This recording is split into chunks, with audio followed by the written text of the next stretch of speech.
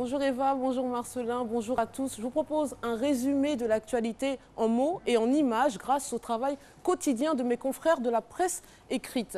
Fraternité Matin, ce matin, annonce donc un tête-à-tête Macron-Ouattara ce dimanche à Paris.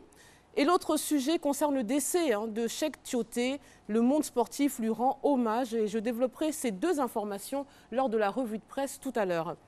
Le quotidien L'Expression s'intéresse à la présidentielle de 2020 et s'interroge PDCI, RDR, FPI, RHDP, UDPCI, déjà la confrontation.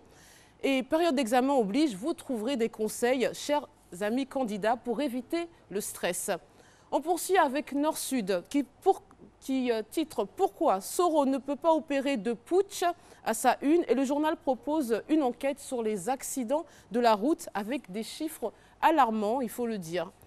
Soir Info s'intéresse à la situation politique aussi et prétend que le camp Soro s'apprête à créer un mouvement. Et on apprend qu'au sujet des agents de pompes funèbres abattus, l'autopsie des corps reste encore bloquée. L'Inter aussi s'intéresse au président de l'Assemblée nationale. Après les attaques contre sa personne, Soro réagit et lance un appel.